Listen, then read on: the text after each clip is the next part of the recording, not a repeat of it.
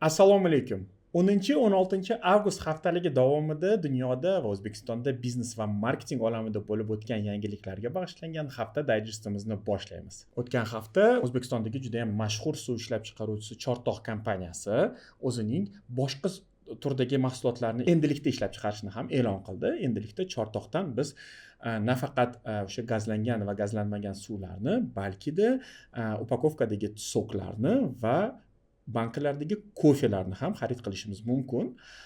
Chortoqning bu harakati nafaqat oddiy liniykalarni kengaytirishi, balkida kompaniyaning transformatsiyasi sifatida ko'rilishi mumkin. Ya'ni kompaniya bir nechta boshqa yo'nalishlarga ham kirishga harakat qilyapti. Bu albatta tahsinga loyiq.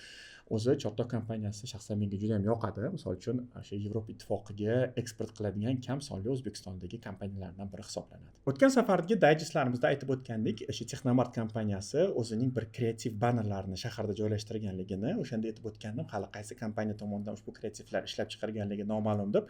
Endi ma'lum bo'ldi. Bu 605 kreativ agentligi tomonidan ishlab chiqarilgan kreativlar ekan.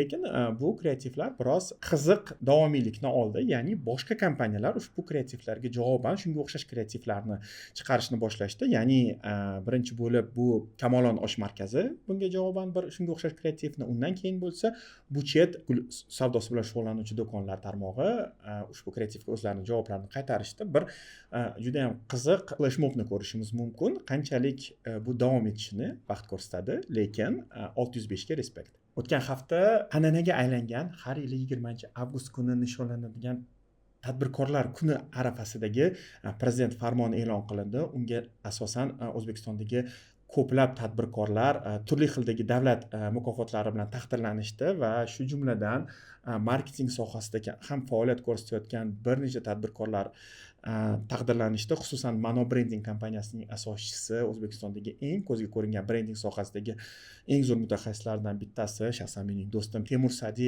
shuhrat medali bilan taqdirlandi.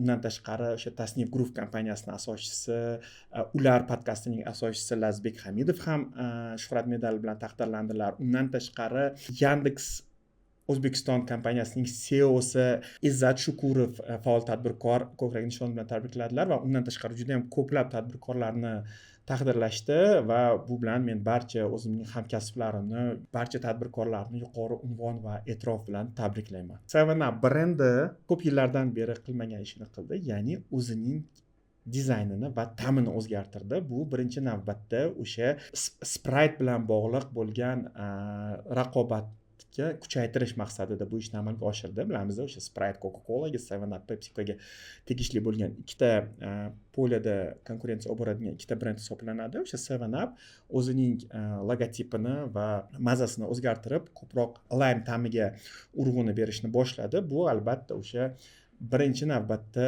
Z avlod vakillari bilan, ya'ni zoomerlar orasidagi o'sha raqobatda, zoomer auditoriya uchun bo'lgan raqobatda Sprite hozircha ustunlik qilyapti, ya'ni 54% ga 34%. Aynan mana shu raqobatni kuchaytirish va mana shu ustunlikni kamaytirish maqsadida qilingan bir qadam deb hisoblasa bo'ladi. O'tgan safargi bir nechta reyslarimizda ham aytib o'tdik. Bugungi kunda zoomerlar pokoleniyasi aynan juda ham katta brendlarning e'tiboriga tushayotgan pokoleniya, sababi ularning yoshlari katta bo'lyapti va ularning qo'llarida pul paydo bo'lishni boshladi va bu avlod ham endi to'lovga qobiliyatli avlod sifatida ko'rilyapti va tabiiyki bu avlodning e'tiborini tortish brendlar uchun juda ham muhim. Instagram yangi shriftni joriy qildi, ya'ni o'sha Meta kompaniyasi 10 yil ichida birinchi marta Instagramning yozuvli logotipini o'zgartirdi. Agar o'zingiz Instagramga kirayotgan bo'lsangiz, bu narsaga e'tibor qaratgan bo'lishingiz mumkin. Tarmoq foydalanuvchilari bunga turli xil munosabat bildirishyapti. Ayrimlarga yangi logotip yoqyapti, ayrimlar esa yozuvlarning yaxshi o'qilmasligini va balkida o'sha Instagram so'zini o'qilishida Instagram yoki Instagram kabi o'qilish natijasi paydo bo'lganligi sifatida qaralyapti. Endi o'zi ko'pchilik mutaxassislar rebrendingga yoki restylingga ko'pincha e'tibor qaratishayotganda albatta o'sha birinchi navbatda uznavayimiz o'zgarib qolmasligiga e'tibor qaratishadi va Instagram bu safar bunday qila oldimi yo'qmi, o'zingiz masalan kommentariyalarda yozib ketishingiz mumkin. Shaxsan menga yangi shrift yoqdi. Lenovo kompaniyasining daromadi 43% ga ortdi.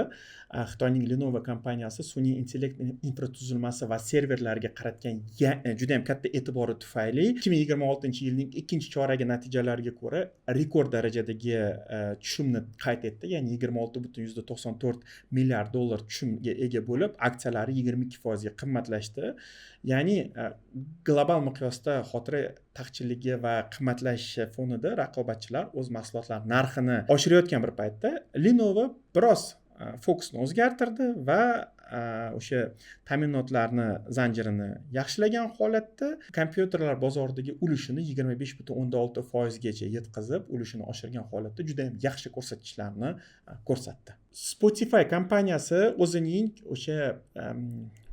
platformasida, ya'ni o'sha musiqa yangirovchi platformasida endilikda sun'iy intellekt tomonidan yaratilgan qo'shiqlarni, ya'ni sun'iy intellekt tomonidan yaratilgan artistlarni qo'shiqlarining profillariga maxsus belgi qo'yishni e'lon qildi. Bu juda ham kutilayotgan yangilik. Menimcha barcha platformalar, Apple Music ham, Yandex Muzika ham bunga kelsa kerak. Sababi oxirgi vaqtda turli xildagi sun'iy intellekt bilan bog'liq bo'lgan, ya'ni sun'iy intellekt orqali qo'shiqlarni yaratuvchi platformalar paydo bo'ldi. Buni o'zimiz ko'ryapmiz, ishlatyapmiz. Masalan, Suno bunga yaqqol misol bo'lishi mumkin va tabiiyki o'sha kuylanayotgan qo'shiq tirik odam tomonidan ijro etilganmi yoki sun'iy intellekt tomonidan ijro etilganmi degan narsa juda ham muhim farqqa aylanib qoldi. Shuning uchun Spotify mana shunday qarorga keldi. Вот это поворот! О, какой поворот! Toshkentda o'tadigan Butunjahon informatika olimpiadasi g'oliblariga $117,000 sovg'alarni taqdim etishini e'lon qildi.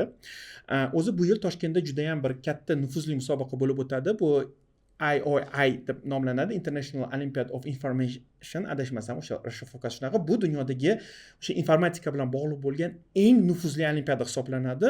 O'z vaqtida ushbu olimpiadalarda g'oliblikka erishgan ko'plab mutaxassislar bugungi kundagi dunyodagi eng top kompaniyalarning CEOlari, CTOlari va dunyoning eng nufuzli kompaniyalarida ishlovchi mutaxassislar hisoblanishadi va aynan ushbu olimpiada birinchidan Toshkentda o'tayotganligi juda ham muhim bir xabar va Telegram kompaniyasi ushbu olimpiadaning g'oliblariga $117,000 ga teng bo'lgan o'sha raqamli sovg'alarni, ya'ni o'sha Telegramning ichidagi har xil raqamli sovg'alarni e'lon qildi va o'sha Pavel Durovning o'zining bevosita chiqishida aytgani bo'yicha ushbu olimpiadaning Al-Xorazmiyning vatanida, algoritm so'zining otasining vatanida o'tayotganligi juda ham ramziy ma'noga ega ekanligini ta'kidlab o'tgan va shaxsan o'zim ham bu fikrga qo'shilaman.